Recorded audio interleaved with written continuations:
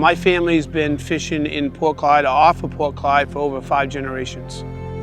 I never used to wear a life jacket at all. I had an experience and it kind of changed my life.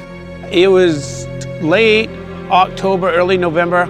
Came in from fishing, unloaded my catch, went to the mooring, put my boat on the hook, what they call it, and as I was coming back to get back into my boat, I think I went for the rail, and when I pulled back like that, my hand either slipped off the rail or I didn't have the rail, and then I found myself in the water. Immediately floated right to the surface. I had my oil pants on, and it had a tight seal. And when I brought my body, I remember kept bringing it up, I burped out the air. When I burped out the air, my oil pants filled full of water, and it was like an anchor. It took me to bottom, but I bet it was in 5 seconds. When I went down, I remember touching, and it was muddy and it was soft bottom. I reached down, unreleased the bands from my oil pants, and realized I was immediately running out of air. I have a long rope from my skiff, and it was dangling like 4 inches from my face. And I grabbed that, and then I was able to pull myself up. I was very, very exhausted. And then I started yelling. I was on the dock next door on the float, and actually waiting for my brother Jerry to get done and put his boat on the mooring, when I heard my oldest brother say that he was in trouble. I can remember just shutting the heister off and walking to the forklift. I thought I heard a noise, but I thought it was somebody hollering on the dock. And then when I walked on the end of the dock closer to my boat, I could tell then it was my brother Jerry. It was his voice. It hit me then it was him, and I looked over and I couldn't see him. And that's when I knew he was in trouble. I could tell in his voice. The only thing that was floating was my face. I was just tipping my face back like that, and I was yelling and screaming.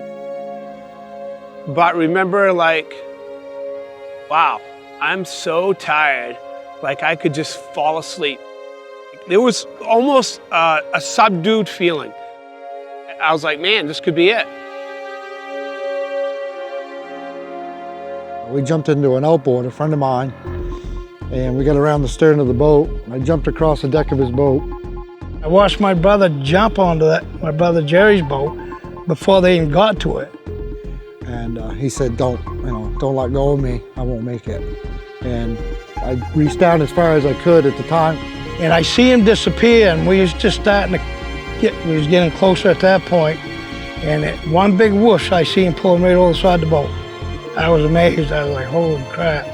I didn't even know he was in the water. I stayed focused the whole time. I do know that. Was I ridiculously scared and concerned? Yes. But I stayed focused because I wanted to live. The memory stuck in my head, and immediately I wore a life jacket on and off to that boat every day. Since that's happened, I've noticed he's wearing a life jacket every time he's in the skiff, or even down here around the dock, especially when he's by himself. I have changed my ways since then, personally. I used to go boat back and forth my boat alone all the time in the skiff. Now I wear one when I'm alone. You need to be wearing one of these. It took me less than 5 seconds to being in a good position, to being in a really bad one, in a serious one that could have ended my life. I believe there's life jackets out there for everybody. It takes me less than a minute to put this vest on. It will take you less than a minute to die in 30-degree water. I know I'm not going to convince a lot of people, but if I can convince only just a few and change their lives, that would be worth it to me.